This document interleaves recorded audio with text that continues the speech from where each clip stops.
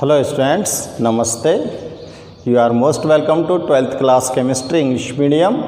Our chapter 5 surface chemistry is going on. In this chapter our topic is Freundlich isotherm. Students, आपने इस chapter में एडसॉर्बेट, एडसॉर्बेंट और adsorption इन सबको define किया है और सबके बारे में आपने स्टडी किया है। और प्रीवियस वीडियो में आपने देखा था कि गैस का जो एडसॉर्प्शन होता है सॉलिड की सरफेस पर वो किन किन फैक्टर्स पर डिपेंड करता है, ठीक है ना। तो आज स्टूडेंट्स हम यहाँ पर इसी तरह का एक एडसॉर्प्शन आइसोथर्म स्टडी करने जा रहे हैं। तो एडसॉर्प्शन जो आइसोथर्म है वो एक कर्व के थ्रू उसको शो किया जाता है। और उस कर्व में क्या किया जाता है स्टूडेंट्स कि जो गैस है, गैस का एडसॉर्प्शन होना है सॉलिड की सरफेस पर। जब गैस का सॉलिड की सरफेस पर एडसॉर्प्शन होता है तो वहाँ पर प्रेशर का क्या इफ़ेक्ट होता है, ठीक है। तो इसको हम एक ग्राफ की हेल्प से शो करते हैं। तो adsorption of gas and pressure, इन दोनों के बिटवीन जो रिलेशन है उसे हम एक कर्व से डिनोट करते हैं और उसे ही बोलते हैं हम एडसॉर्प्शन आइसोथर्मिक कर्व। और एडसॉर्प्शन आइसोथर्म जो कर्व होता है उसको फ्रेंडलाइक जो साइंटिस्ट हैं इन्होंने अपने हिसाब से और एक्सप्लेन किया है, जिसको यहाँ पर हम चेक करते हैं। तो फर्स्ट ऑफ ऑल हम एडसॉर्प्शन आइसोथर्म की डेफिनेशन लिख लेते हैं। तो स्टूडेंट्स देखो, एडसॉर्प्शन आइसोथर्म क्या होता है। एडसॉर्प्शन आइसोथर्म, ठीक है ना।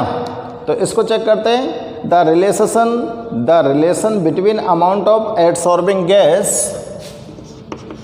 The relation between adsorbing between the amount of adsorbing gas and adsorbing gas and equilibrium pressure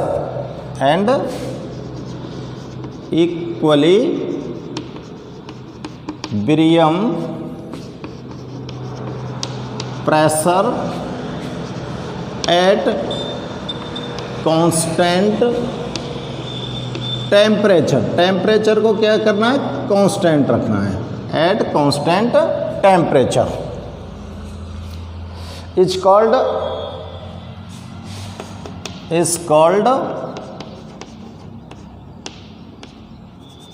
adsorption isotherm curve.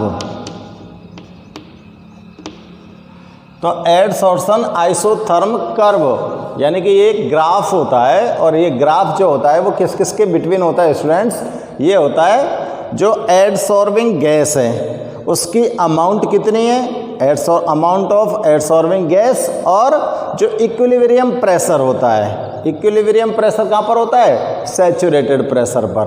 जैसे कि मैंने आपको प्रीवियस वीडियो में बताया था, इफेक्ट ऑफ प्रेशर में गैस का जो एडसॉर्प्शन होता है उस पर प्रेशर का क्या इफेक्ट होता है, उस जगह पर आपको बताया था कि जब प्रेशर को आप इंक्रीज़ करते जाते हो तो एडसॉर्प्शन की प्रोसेस क्या होती है, इंक्रीज़ होती है। लेकिन एक ऐसी जगह आती है जहाँ पर प्रेशर को इंक्रीज करने पर एडसॉर्प्शन पर कोई इफेक्ट नहीं पड़ता है, उसे हम सैचुरेटेड प्रेशर बोलते हैं, या फिर उसे प्रेशर की इक्विलिब्रियम स्टेट बोल सकते हैं। तो प्रेशर की इक्विलिब्रियम स्टेट और अमाउंट ऑफ एडसॉर्बिंग गैस, इन दोनों के बिटवीन अगर रिलेशनशिप को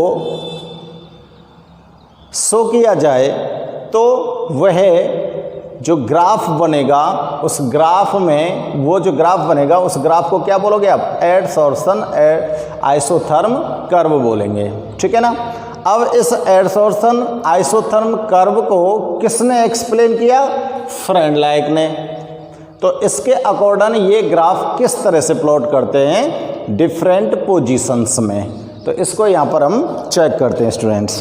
तो देखो यहाँ पर मैं हेडिंग डाल रहा हूँ फ्रेंड लाइक एडसोर्सन आइसोथर्म।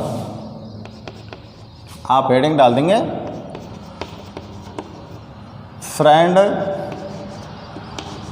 लिक आइसोथर्म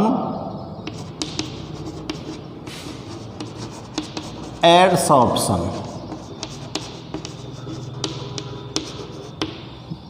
ये हमारी हेडिंग है। अब इसमें इस फ्रेंड लिक ने जो आइसोथर्म कर्व बनाया है वो किस किस के बिटवीन बनाया है, ये ध्यान करो। ये आइसोथर्म वक्र जो कर्व बनेगा वो बनेगा एडसॉर्बिंग गैस की अमाउंट ऑफ एडसॉर्बिंग गैस और इक्विलिब्रियम प्रेशर, यानी कि प्रेशर और अमाउंट ऑफ गैस के बिटवीन आपको ग्राफ प्लॉट करने हैं, ठीक है ना। तो यहाँ पर देख रहे हैं following A gas graph is explained. देखो एक ग्राफ है, उस ग्राफ को हम डिफरेंट स्टेज पर बनाएंगे। तो उन ग्राफ के लिए मैं यहाँ पर नोट कर देता हूँ following a graph A gas graph is explained. A gas graph is explained mathematically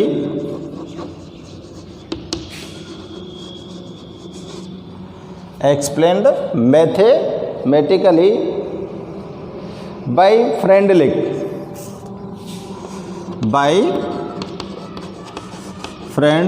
लिक यहाँ पर जो मैं ग्राफ बनाऊंगा उनको किसने एक्सप्लेन किया है? मैथमेटिकली फ्रेंड लिक ने, ठीक है ना। So it is called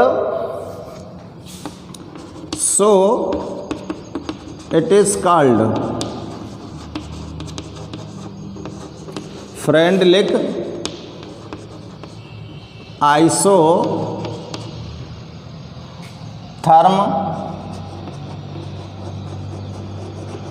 adsorption. इसलिए इनको क्या बोल सकते हो आप? Freundlich isotherm adsorption. चाहे एडसॉर्प्शन को आप पहले लिख सकते हो, फ्रेंड लिक एडसॉर्प्शन आइसोथर्म लिख सकते हो। इस वर्ड को आप पहले लिख सकते हो और इसको आप बाद में लिख दो। चलो मैं एक बार लिख के बता देता हूँ। हमारी हेडिंग भले ही चाहे इस तरह से रखी हो तो आप लोग इस तरह से नोट कर सकते हो। एडसॉर्प्शन आइसोथर्म, ठीक है ना, इस तरह से नोट कर सकते हैं हम। तो देखो स्टूडेंट्स, उसने जो ग्राफ थे उनके क्या ऑब्जर्वेशन दिए? He gave following observation. He gave following observation from graph. Graph कुछ आप प्लॉट कर चुके हो ना, वहाँ पर फैक्टर्स अफेक्टिंग देखे थे वहाँ पर। तब देखो पहला ग्राफ बनाते हैं। जब आप प्रेशर को कैसा रखो? लो, तो वहाँ पर गैस का जो एडसॉर्प्शन होता है वो किस प्रकार से होता है? तो इस ग्राफ को मैथमेटिकली एक्सप्लेन करेगा कौन? फ्रेंड लिक। और उसको किस तरह से एक्सप्लेन किया गया है ये चेक करना है आपको। तो देखो लो प्रेशर पर क्या होता है? जब प्रेशर लो है तो ग्राफ आपके पास जो ऑब्टेन होगा किस किस के बिटवीन? यहाँ पर ग्राफ किसके बिटवीन लेना है आपको? अमाउंट ऑफ एडसॉर्बिंग गैस और प्रेशर के बिटवीन लेना है, ठीक है ना।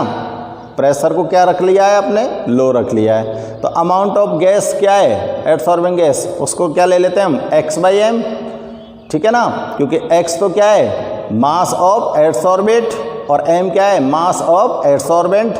दोनों का रेशो बना लेते हैं x/m और p, इनके बिटवीन हमको ग्राफ प्लॉट करना है। और ये ग्राफ हमको क्या होता है, स्ट्रेट लाइन ऑब्टेन होता है। क्या प्राप्त होता है हमको, स्ट्रेट लाइन। तो देखो graph is in the straight line. Graph कैसा प्राप्त हो रहा है आपको यहाँ पर, straight line, which represent that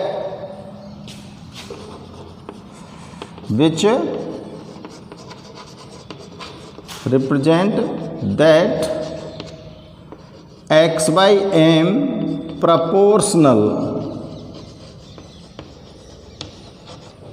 proportional to p। जब स्ट्रेट लाइन आपको ओपन हो रही है तो इसका मतलब तो यही है कि x/m की जो अमाउंट है वो किसके प्रोपोर्शनल है, p के। तो आप इसको कैसे नोट कर सकते हो, x/m प्रोपोर्शनल टू p कर सकते हो ना इसको इस तरह से।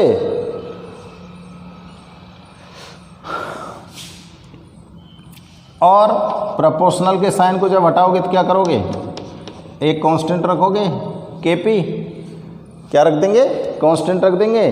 के यहाँ पर क्या है, कांस्टेंट है। Here k is constant.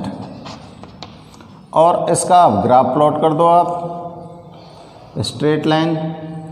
इधर तो क्या ले लो, x/m, और इधर क्या ले लो आप, प्रेशर। और जब आप लो प्रेशर पर ग्राफ को प्लॉट करते हो तो किस तरह से आता है, इस तरह की स्ट्रेट लाइन बनती है। ठीक है ना, बनती कि नहीं बनती थी जब इफेक्ट ऑफ प्रेशर आपने चेक किया था। जब इफेक्ट ऑफ आप प्रेशर आपने चेक किया था तो इस तरह से एक स्ट्रेट लाइन बनी थी। ठीक है ना। तो देखो इस ग्राफ को आपको बनाना है। मैं इस ग्राफ को, चलो आप यहीं से बना लो इस ग्राफ को। इफेक्ट ऑफ प्रेशर में आपके पास ग्राफ यही आया था, और इस ग्राफ में प्रेशर की डिफरेंट स्टेज को यहाँ पर चेक कर लेते हैं। ये क्या था बताओ स्टूडेंट्स, इस पोजीशन पर इक्विलिब्रियम था कि नहीं था, इस पोजीशन पर इक्विलिब्रियम था जिसको सैचुरेटेड प्रेशर आपने बोला था। ठीक है ना, क्या बोला था हमने, सैचुरेटेड प्रेशर। ये क्या है, PS, सैचुरेटेड प्रेशर। अब देखो इसमें ये जो स्ट्रेट लाइन आपको आ रही है, यानी कि यहाँ तक तो ये x/m किसके प्रोपोर्शनल है, P के। तो ये स्ट्रेट लाइन पे, तो आप इक्वेशन इसको लिख दो। ठीक है ना। और नेक्स्ट चेक करते हैं हम स्टूडेंट्स। ग्राफ हमारे पास यही रहेगा और इसमें हम इसकी डिफरेंट पोजीशन, देखो लो प्रेशर पर चेक करते हैं, हाई प्रेशर पर चेक करते हैं, और प्रेशर चेंज करके चेक करते हैं फ्रेंड लाइक के अकॉर्डिंग इस आइसोथर्मिक एब्सॉर्प्शन कर्व को। तो हम इसी ग्राफ में इन सब को शो करेंगे। तो जब यहाँ पर प्रेशर को लो रखा जाता है, प्रेशर को अगर लो रखा गया तो ये जो कर्व होता है, ये जो ग्राफ होता है, हमको एक स्ट्रेट लाइन ऑब्टेन होती है। और जब ये स्ट्रेट लाइन ऑब्टेन हो रही है तो इसका मतलब क्या है कि amount of adsorbing gas is directly proportional to the pressure. और अमाउंट ऑफ एडसॉर्बिंग गैस क्या है, x/m, directly proportional to the pressure. इसको हम प्रोपोर्शनल साइन को हटाएंगे तो k नोट करेंगे यहाँ पर, और k क्या है, एक कांस्टेंट है। क्लियर। अब दूसरी कंडीशन में देखते हैं अकॉर्डिंग टू फ्रेंड लाइक। तो आप इसको नोट कीजिए स्टूडेंट्स फटाफट से।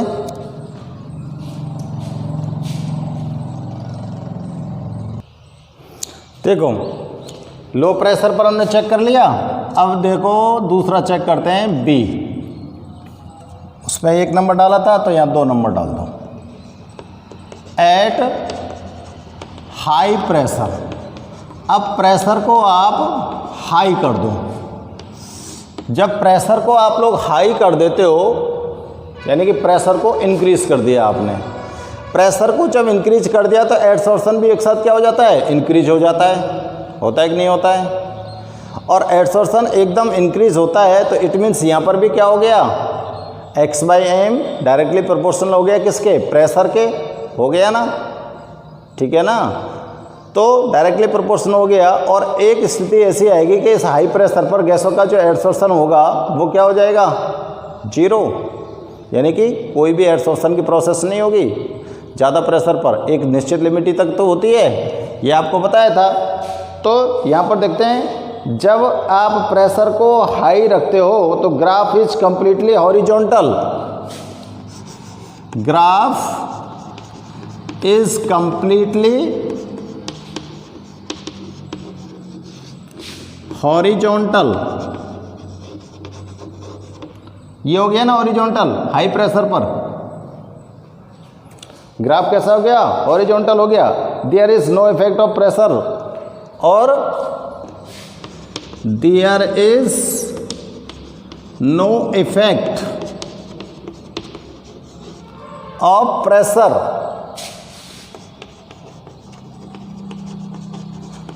ऑन x/m, यानी कि इस जगह पर x/m की जो अमाउंट है उसके अंदर प्रेशर का कोई इफेक्ट नहीं होता है, क्योंकि यहाँ पर एडसोर्सन की प्रोसेस रुक जाती है। जितना एडसोर्सन हो चुका है उतना ही रहेगा, ना तो बढ़ रहा है ना घट रहा है। ये चीज़ आपको बताई थी, क्योंकि यहाँ पर इस कंडीशन कैसी आ गई, सैचुरेटेड प्रेशर की, कैसी आ गई स्टूडेंट्स, सैचुरेटेड प्रेशर की। सो x/m डायरेक्टली प्रोपोर्शनल, तो इसको मैं मान लेता हूँ P0, और x/m equal to Kp0, equation number 2, वो इक्वेशन नंबर फर्स्ट हो गई थी, ठीक है ना। अब Kp0 की पोजीशन कहाँ पर पहुँच गई ग्राफ में, बताओ। अगर इस ग्राफ को यहाँ से आप आगे बढ़ाते जाओ तो ऐसे तो जाएगा हॉरिजॉन्टल लाइन में, क्योंकि x/m की अमाउंट है उस पर कोई इफेक्ट नहीं पड़ेगा। तो यहाँ पर लिख सकते हैं हम x/m इक्वल टू Kp0, लिख सकते हैं ना इस ग्राफ में। ये वाला जो ग्राफ है वो किस चीज़ को बता रहा है, हाई प्रेशर की कंडीशन को बता रहा है। कैसी, किसकी कंडीशन को बता रहा है, हाई प्रेशर की। और इस स्थिति में प्रेशर सैचुरेटेड हो जाता है, और सैचुरेटेड जो प्रेशर है उस पर एडसोर्सन की प्रोसेस भी रुक जाती है, ना घटती है ना बढ़ती है, जितनी है उतनी ही रहेगी, कोई यहाँ पर चेंज नहीं आता है। ये इफेक्ट ऑफ प्रेशर मैं आपको बताया था, ठीक है ना। अब देखो थर्ड पोजीशन और चेक कर लेते हैं फ्रेंड लाइक के अकॉर्डिंग। एट मीडियम प्रेशर, जब प्रेशर को आप कैसा रखते हो, medium, eight medium pressure, pressure को यहाँ पर हमने कैसा रख लिया, मीडियम रख लिया स्टूडेंट्स। तो मीडियम प्रेशर पर क्या होता है, ये जो x/m की जो अमाउंट होगी, किसकी, x/m की जो अमाउंट होगी, यानी कि एडसॉर्बिंग गैस की जो अमाउंट होगी वो किस पर डिपेंड करेगी। जब प्रेशर मीडियम है तो वहाँ पर जो वैल्यू है प्रेशर की उस पर डिपेंड करेगी। प्रेशर अगर मीडियम है तो मीडियम में अगर आप उसको थोड़ा थोड़ा बढ़ा रहे हो तो वहाँ इंक्रीज होती है अमाउंट, अगर उस प्रेशर को रोक देते हो तो एडसोर्सन रुक जाता है, अगर उस प्रेशर को आप नीचे लाते हो तो एडसोर्सन घट जाता है। तो ये किसकी वैल्यू पर डिपेंड कर गया, प्रेशर की वैल्यू पर डिपेंड कर गया, x/m की अमाउंट करेगी कि नहीं करेगी, ठीक है ना। तो देखो the value of x/m depends, the value of x/m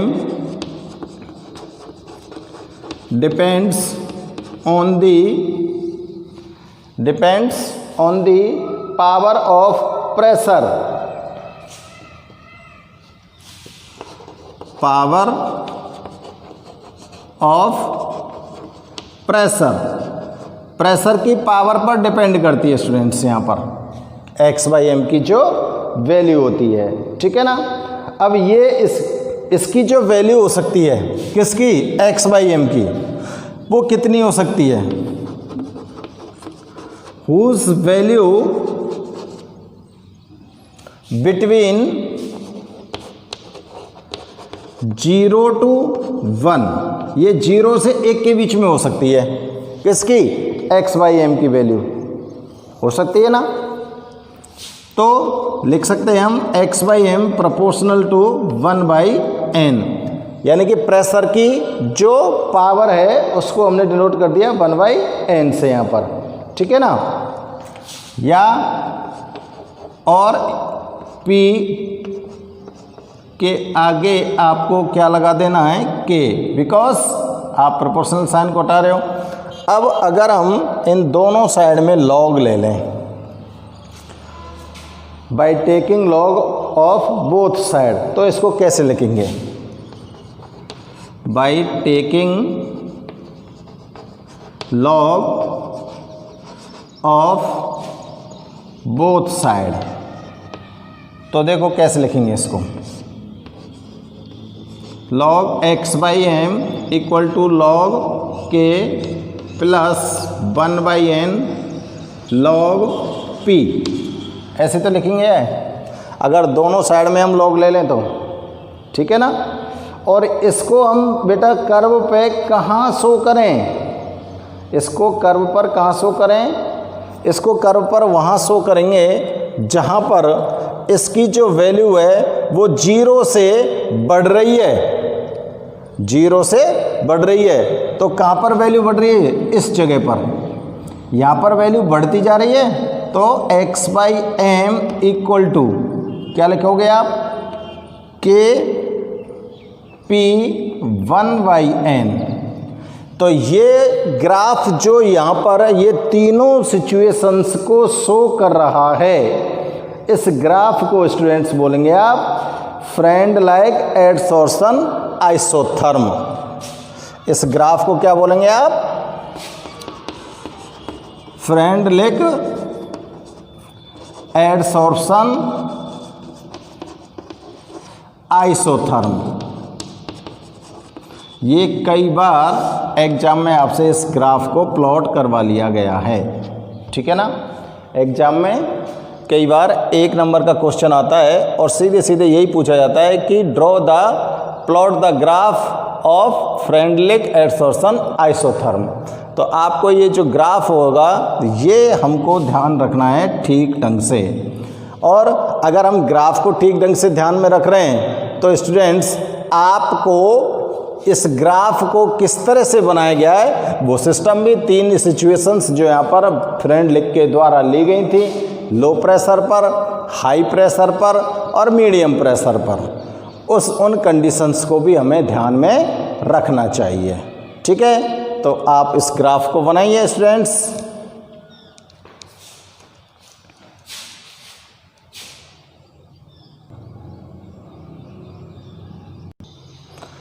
अच्छा स्टूडेंट्स, फ्रेंडलिक आइसोथर्म का टॉपिक तो बस इतना ही है, लेकिन इस वीडियो में मैं आपको एक और टॉपिक यहाँ पर ऐड कर रहा हूँ और वो टॉपिक है स्टूडेंट्स अपना एप्लीकेशन ऑफ एडसोर्सन। एडसोर्सन के क्या एप्लीकेशंस हैं, तो 1-2 एप्लीकेशंस हम यहाँ पर चेक कर लेते हैं, ठीक है ना। तो मैं नेक्स्ट टॉपिक की हेडिंग डाल रहा हूँ, आप लोग इसको ध्यान रखना, application of adsorption. Application of adsorption. देखो एडसॉर्प्शन जो होता है वो बहुत ही ज़्यादा यूज़फुल होता है हमारे लिए और हमारी डेली लाइफ में भी इसका बहुत ज़्यादा यूज़ किया जाता है। बहुत से क्षेत्रों में इसका यूज़ किया जाता है जहाँ पर हम चेक करेंगे देखेंगे तो हमको भी ऐसा लगेगा कि एडसॉर्प्शन की प्रोसेस हमारे बहुत काम आती है। तो देखो फर्स्ट ऑफ ऑल तो स्टूडेंट्स आपको पता है कि इसका जो यूज़ होता है बहुत ही अच्छा यूज़ बता रहा हूँ मैं आपको।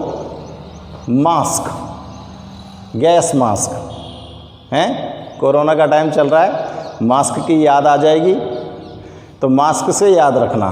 इसका यूज जो किया जाता है स्टूडेंट्स गैस मास्क बनाने में किया जाता है। गैस मास्क जो बनाते हैं उसमें एडसॉर्प्शन की प्रोसेस यूज होती है और गैस मास्क में एडसॉर्प्शन की प्रोसेस किस तरह से यूज होती है और कहाँ पर यूज होती है ये मैं आपको बता दूं थोड़ा सा। जैसे कोयले की जो खानें होती है स्टूडेंट्स, किसकी? कोयले की जो खदानें होती है ना, कोयले की खदानों में जो चारकोल होता है उससे बना हुआ मास्क यूज किया जाता है, और उस कोयले की जो कोल माइंस जो होती हैं उन कोल माइंस से डिफरेंट पॉइजनस गैसें निकल सकती हैं ना, क्योंकि वो ज़मीन के अंदर गहराई में से खुदाई करते हैं तो वहाँ पर पॉइजनस गैस हो सकती है, may be happen.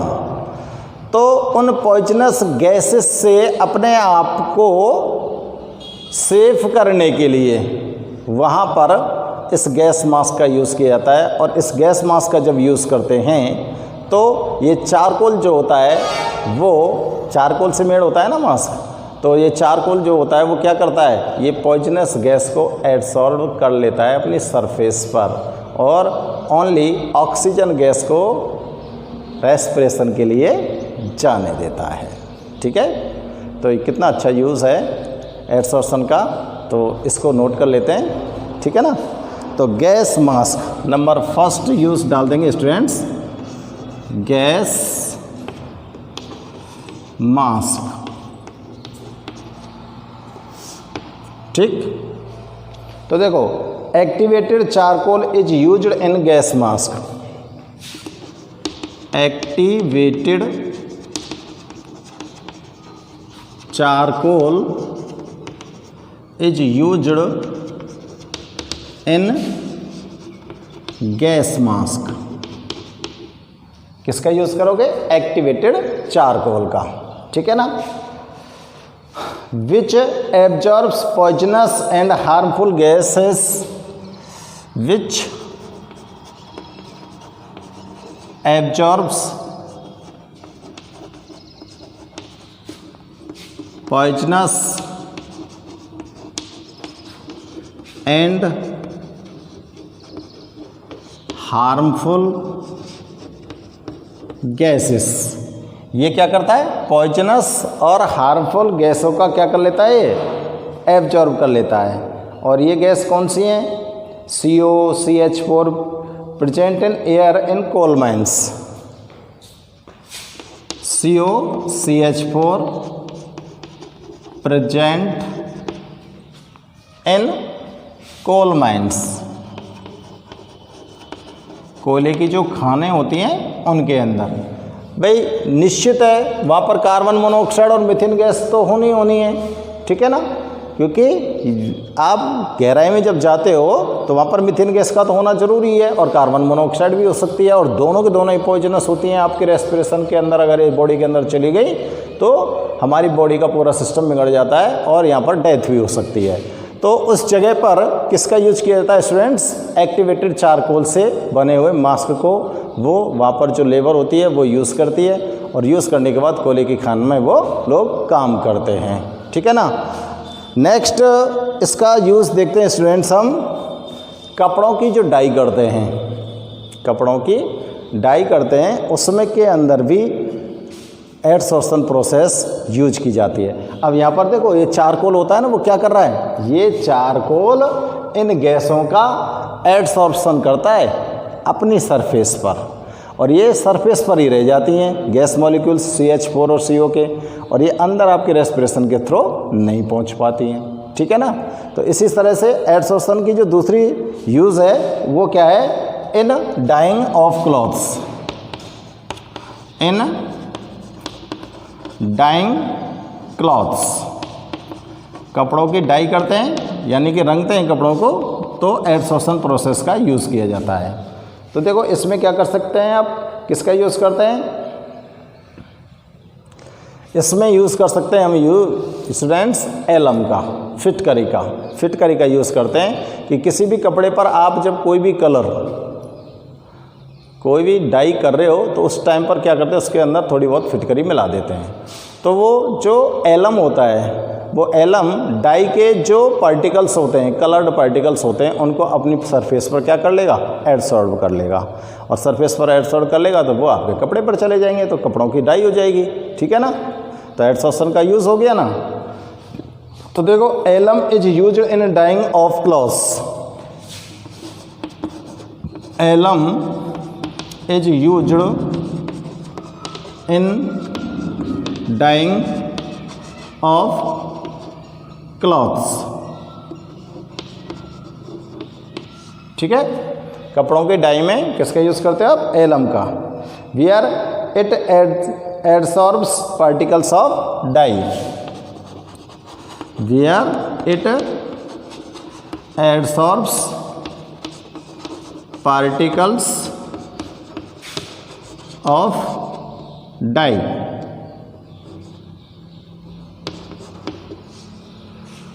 Die, DIE। और देखो नेक्स्ट यूज देखते हैं स्टूडेंट्स एडसॉर्प्शन प्रोसेस का। नेक्स्ट यूज होता है in removal of moisture, in removal of moisture. ध्यान आ रहा होगा आपको, मॉइस्चर को अगर रिमूव करना है तो किसका यूज़ करोगे? किसका यूज़ करोगे बताओ? मॉइस्चर को अगर रिमूव करना है तो हम यूज़ करेंगे सिलिका जेल का। किसका यूज़ करोगे स्टूडेंट्स? सिलिका जेल का। तो देखो स्टूडेंट्स, लेबोरेटरीज के अंदर बहुत महंगे महंगे एपरेटस होते हैं और उन एपरेटस पर जो होते हैं वो कई बार क्या होता है कि मॉइस्चर की प्रेजेंस में बिल्कुल ही ख़राब हो सकते हैं। तो वो जो कॉस्टली एपरेटस जो होते हैं वो मॉइस्चर से ख़राब ना हो, इसलिए उस जगह पर क्या रख दिया जाता है? थोड़ा बहुत सिलिका जेल रख दिया जाता है।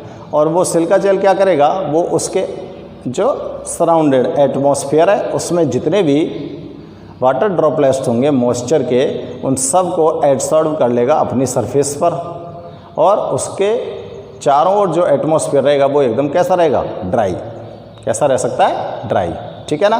तो सिलिका जेल का यूज़ आपको हम यूज़ क्या, इसका एग्जाम्पल भी आपको हमने एडसॉर्प्शन की प्रोसेस जब एक्सप्लेन की थी वहाँ पर बताया था, और यहाँ पर इसका यूज़ हम दे ही रहे हैं। तो आप लोग यहाँ से एडसॉर्प्शन के एग्जाम्पल्स भी ध्यान रख सकते हो। ये सब एडसॉर्प्शन के एग्जाम्पल्स भी हैं और यूज भी हैं, ठीक है ना। तो मॉइस्चर को रिमूव करने के लिए किसका यूज़ करोगे स्टूडेंट्स? सिलिका जेल का। तो silica gel is use to adsorb, silica gel used to adsorb moisture.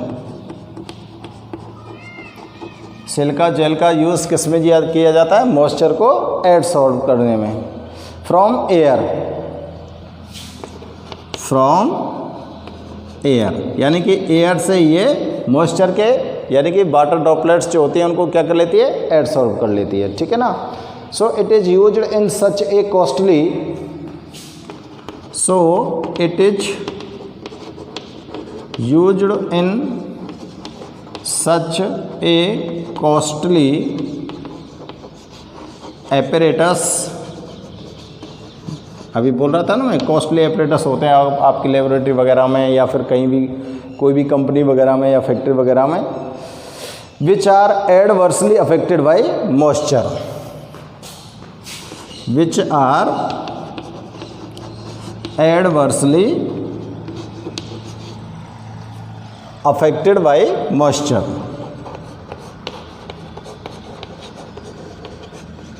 जो बुरी तरह से अफेक्टेड होते हैं किससे? मॉइस्चर से। उनको बचाने के लिए स्टूडेंट्स किसका यूज करोगे आप? सिलिका जेल का यूज़ करेंगे। यानी कि मॉइस्चर को रिमूव करने के लिए हम सिलिका जेल का यूज करेंगे। और सिलिका जेल जो होती है ये अपनी सरफेस पर पूरे के पूरे जो मॉइस्चर पार्टिकल्स हैं यानी कि वाटर जो कि ड्रॉपलेट्स हैं उन सबको अपनी सरफेस पर एडसॉर्ब कर लेगी और उसके चारों तरफ का जो एटमॉस्फेयर है उसको एकदम कैसा कर देगी? ड्राई कर देगी, ठीक है ना। तो जेल को मैंने बताया था ना, जेल कैसी कंडीशन होती है? जेल जो होता है ना वो कैसा होता है? ना सॉलिड होता है ना लिक्विड होता है।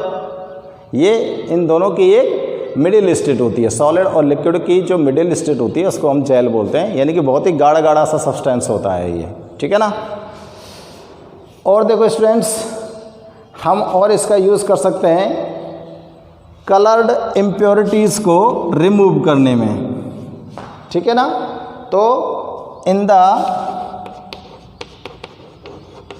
रिमूवल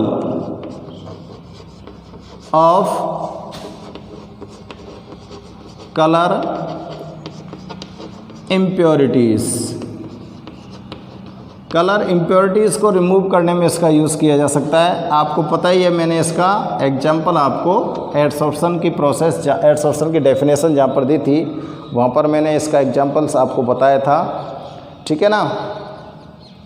और वहाँ पर इसका एग्जांपल्स क्या बताया था कि कुछ कलर इम्प्योरिटीज़ होती हैं सब्सटेंस के साथ, और वहाँ पर अगर हम कोई दूसरे सॉलिड सब्सटेंस का यूज़ करें, पाउडर का यूज़ करें, तो उसको आप इम्प्योरिटीज़ को दूर कर सकते हो। जैसे कि वहाँ पर मैंने आपको एक एग्जांपल दिया था कि अगर हम कलर्ड सॉल्यूशन ले लें शुगर का कलर्ड सॉल्यूशन मैंने बताया था स्टूडेंट्स, जैसे juice of sugar cane green colour का होता है, गन्ने का जो जूस होता है वो ग्रीन कलर का होता है। अगर गन्ने के जूस शुगरित होता है ना उसके अंदर, और अगर इसके अंदर से आपको ग्रीन कलर को रिमूव करना है तो क्या करोगे, ग्रीन कलर को रिमूव करने के लिए उसके अंदर आप चारकोल डाल दो। क्या डाल दो? चारकोल डाल दो। अगर चारकोल का एक पीस उसके अंदर हम डाल देते हैं तो ये चारकोल जितने भी कलर पिगमेंट्स के जो पार्टिकल हैं उन सब को अपनी सरफेस पर एब्सॉर्ब कर लेगा, और आपका जो सॉल्यूशन है वो बिल्कुल कैसा हो जाएगा, कलर लेस हो जाएगा, ठीक है ना।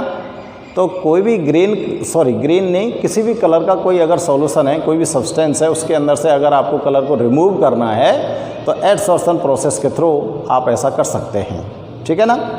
तो इसको नोट कर देते हैं। Coloured impurities are found in many organic solution. Colour impurities are found in many organic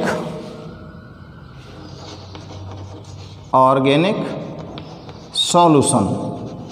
बहुत से जो ऑर्गेनिक सॉल्यूशन है उनके अंदर ये कलर इम्प्योरिटीज होती हैं। जैसे मैं आपको एग्जांपल देता हूँ यहाँ पर, sugar and oils, sugar and oils which are removed। इनको किसके द्वारा आप रिमूव कर सकते हो बताओ? अभी बताया था ना चारकोल की, which are removed by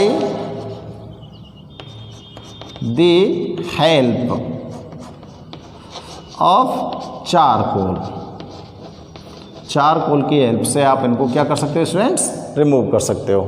तो ये 4 एप्लीकेशन आपको यहाँ पर नोट है, और भी एप्लीकेशन स्टूडेंट्स इसके कई एप्लीकेशन है वो भी हम यहाँ पर नोट करेंगे, लेकिन चारों एप्लीकेशंस को आप क्लियरली समझ लीजिए और बहुत अच्छी तरह से इनको ढंग से क्लियर कर लीजिए आप लोग, ठीक है ना। गैस मास्क में किसका यूज़ कर रहे हो आप? चारकोल का। कोल माइंस में गैस मास्क लगाते हैं, उसमें चारकोल का यूज़ करते हैं क्योंकि ये गैसों का एब्जॉर्प्शन कर लेता है, पॉइजनस गैसों का। डाइंग ऑफ क्लॉथ्स के लिए किसका यूज़ करोगे आप? एलम का यूज़ करेंगे, ठीक है ना, क्योंकि एलम जो होता है वो डाई के जो पार्टिकल्स होते हैं उनको क्या कर लेता है? एब्सॉर्ब कर लेता है। और रिमूवल ऑफ मॉइस्चर को अगर रिमूव करना है तो किसका यूज़ करेंगे? सिलिका जेल का यूज़ करेंगे। सिलिका जेल जो होता है वो मॉइस्चर के पार्टिकल्स को क्या कर लेता है? एब्सॉर्ब कर लेता है और एटमॉस्फेयर को कैसा कर देता है? ड्राई कर देता है। और in the removal of colour impurities, किसी भी ऑर्गेनिक सॉल्यूशन के अंदर से अगर आपको कलर इम्प्योरिटीज़ को रिमूव करना है तो वहाँ पर भी किसका यूज़ करोगे आप? चारकोल का यूज़ करेंगे। चारकोल जो होता है वो कलर पार्टिकल्स होते हैं, सब्सटेंस के कलर पार्टिकल्स होते हैं, उनको एब्सॉर्ब कर लेता है अपने सरफेस पर, और आपका जो सॉल्यूशन बचेगा वो कैसा हो जाएगा? कलरलेस हो जाएगा, ठीक है ना। तो ये 4 यूज़ आपने एडसॉर्प्शन प्रोसेस के यहाँ पर पढ़े हैं। तो इन चारों यूज़ों को आप यूज़ भी कर सकते हो, मतलब एप्लीकेशन में बोल सकते हो, और इनको आप एग्जाम्पल के तौर पर यूज भी कर सकते हो। अगर आपसे ये पूछ लिया जाए right any 4 examples of adsorption process, तो आप इन चारों को नोट कर सकते हो, ठीक है ना। तो कैसे भी हम इनको नोट कर सकते हैं। तो एडसॉर्प्शन प्रोसेस के कई सारे यूजेस मैं आपको और लिखाऊंगा, ठीक है ना। फिलहाल आप इन 4 को नोट कीजिए, और चारों को नोट करने के बाद स्टूडेंट्स अब इसके जो और यूजेस हैं उनको मैं आपको नेक्स्ट वीडियो में लिखा दूंगा, ठीक है ना। क्योंकि अगर सारे यूजेस को हम इसमें कंप्लीट करते हैं तो ये लगभग 8, 9, 10 यूजेस हम यहाँ पे लिख सकते हैं एडसॉर्प्शन के। तो वीडियो आपकी लंबी हो जाएगी, इसलिए आप आज की इस वीडियो में बस यहाँ तक ही रखेंगे और अगले वीडियो में हम आपको इन सारे यूजेस को एक्सप्लेन कर देंगे और इसके आगे जो टॉपिक आएगा उस टॉपिक को भी थोड़ा बहुत आपको एक्सप्लेन कर देंगे। So then students, okay.